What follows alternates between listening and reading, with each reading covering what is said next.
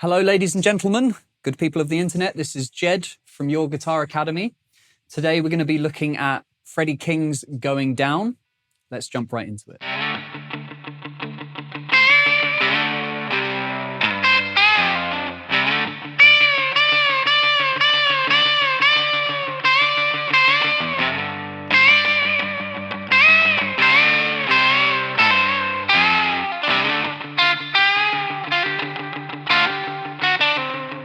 Okay, so the first part that I want to jump into here is the introductory solo that happens in this tune. In this case, with this tune, we're going to be in the key of D.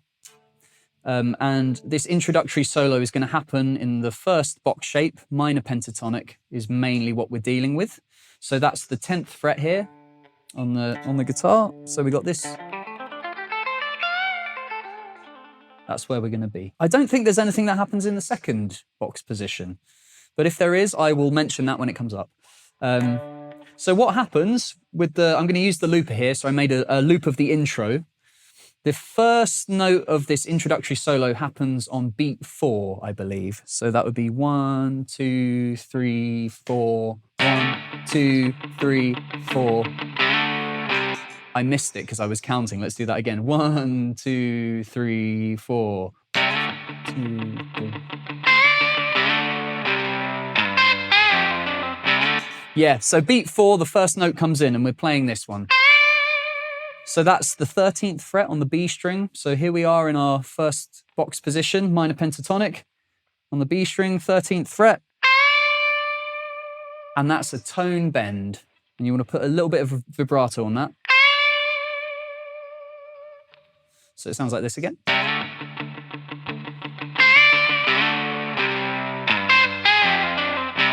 It lasts for almost a bar. There's like half a beat missing. So the next phrase after that, we've got...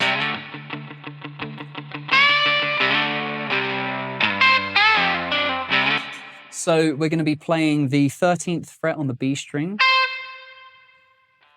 Just as simple as that. Then we're doing... It's like a bend up and a bend down on the 12th fret of the G string. And then a pull off to the 10th fret on the G string. Then the 12th fret on the D string, and that's a pull off as well. So without the backing, it sounds like this. 1, 2, 3, 4. Okay, and then the next phrase after that.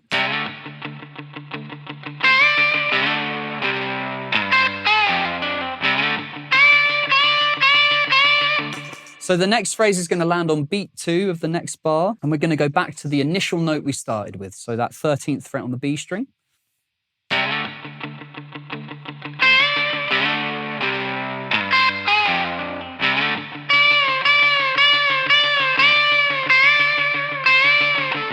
And we're gonna pluck that 5 times.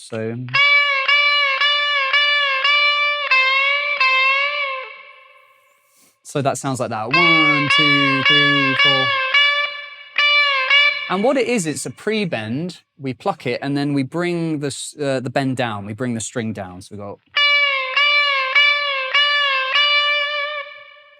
Then there's a short break. Then we bend up. Then we bend up. I think we've been bending down. So we bend up that note, and then there's another one where we pluck it. So that's the 13th fret on the B string. Then we bend up, and then we bend back down and do a pull-off to the 10th fret on the B string. So that phrase altogether should sound like this.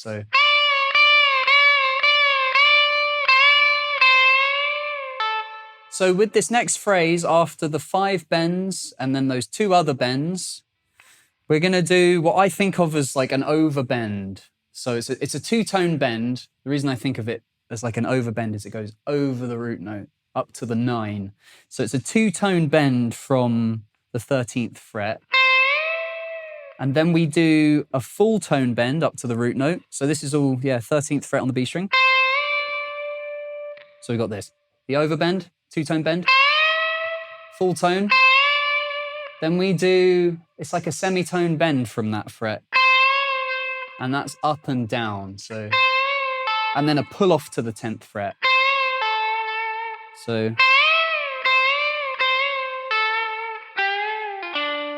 and then it ends with that phrase. Bending up and down on the 12th fret of the G string, pull off to the 10th, and landing on the root note, which is the 12th fret of the D string. So I'll try and play all of that together. So we've got... That's that whole set of phrases there. So here's the last phrase of that introductory solo, and it sounds something like this.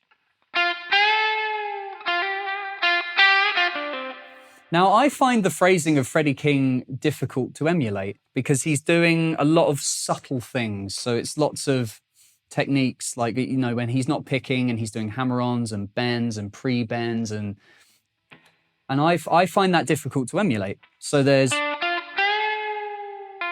a lot of dynamic shifts. So if you have trouble with that, the best way to get around that is to do repeated listening and active listening. So if you're ever trying to work anything out by ear, you've got to be very conscious and put all your attention on there, not think about what you're going to have for dinner or, you know, have whatever else is racing through your head. You've got to really pay attention. That will help with the phrasing. Sometimes it's something that is difficult to articulate and you just have to listen to a thing over and over. It's like written music. Some things you just can't write down in music. So I personally find it a little bit difficult with some of this stuff. The way that he's bending some of these things are hard for me to articulate how to do.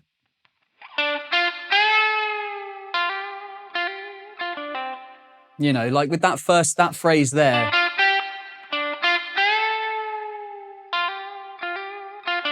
Like, how long do you stay on some of those notes? How long do you... So with reference to another Freddie King video I've done, I talk about learning the notes and then just interpreting it in your own way is really useful. I found that useful. Hopefully you'll find that useful. Okay, that's all of the phrases for this introductory solo. So the next thing to look at is the riff. Ironically, Freddie King doesn't play the riff in this song, but I'm going to show you how you can play it on the guitar.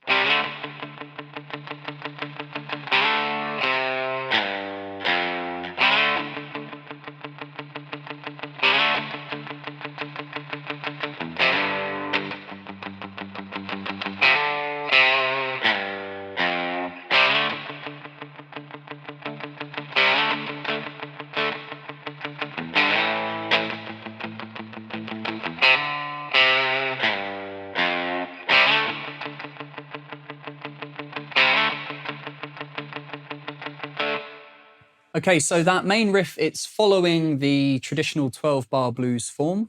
So it's changing with all the chords, the 1, the 4, and the 5. And what I'm doing here, the way I'm playing it is like the piano on the track. So it continues to kind of drive the chord. So the way I'm starting this is like I'm sliding into a D5, so a power chord. So that's on the A string and the D string. So I slide in and then I'm doing just down strumming.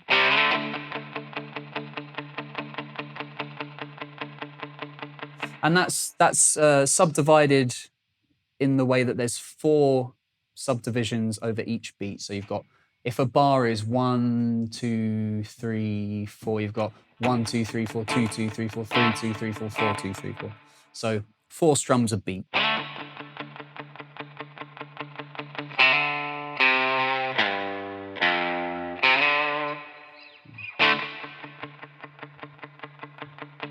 So what we do is we're going to strum the D chord for a bar, and then we're going to play the riff. So it's the going down riff. So the way that I play that is I'm hammering on to the 5th fret of the A string from the 3rd. So that's index finger to ring finger. Back to 1st finger on the 3rd fret of the A string. Then I slide down from the 5th fret to the 3rd fret with which finger? 3rd, I think. Yep, 3rd finger down from the 5th to the 3rd fret. And then index finger on the 1st fret of the low E string, and then back into the power chord. So we've got...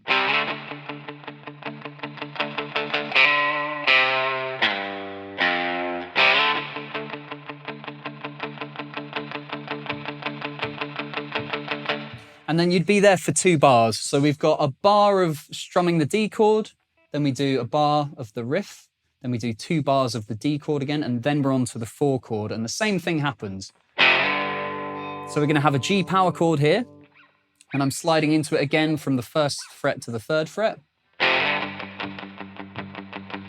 I'm going to be there for 1 bar, and then we play the riff again. And the riff is exactly the same. And then after that, we're back to the 1 chord, so the D. And we're there for 2 bars. Then we're going to jump to the 5 chord. And we play that for 1 bar, and then we play the riff again.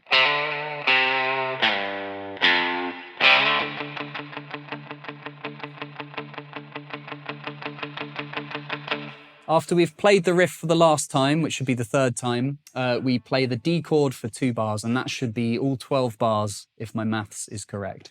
So let me play that for you again in its entirety. So we've got 1, 2, 3, 4.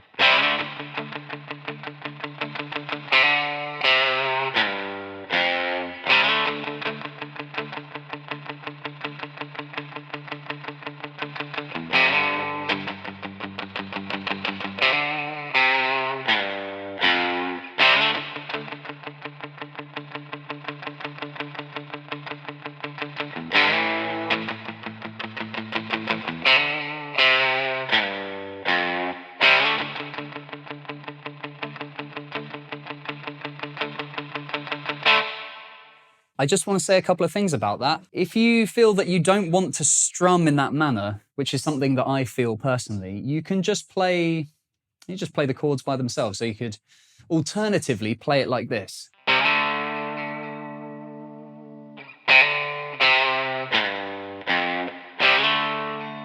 So you just strum the chord once and let it sustain.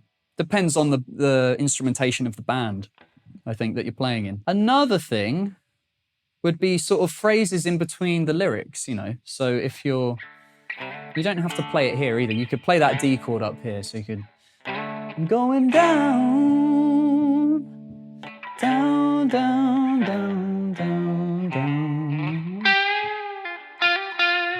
So there are moments there after the riff where you can put in little lead phrases. That's kind of what Freddie King is doing. I think he's not playing at all. He's just there singing. He'll sing a phrase, the riff will be played, and then he'll do little... So all of that stuff is just 1st position box-shaped blues. You can use phrases from that intro solo. You can do things like... Or what else did we have? Be inventive, see what you can come up with. Well, thanks very much for tuning into this video. If you have any queries or questions about what we talked about playing the song, there'll be chord diagrams and scale diagrams. Anything I've mentioned about how to play the tune will be in the description below. We also have a Freddie King course if you want to check that out. Otherwise, thanks very much, and I'll see you next time.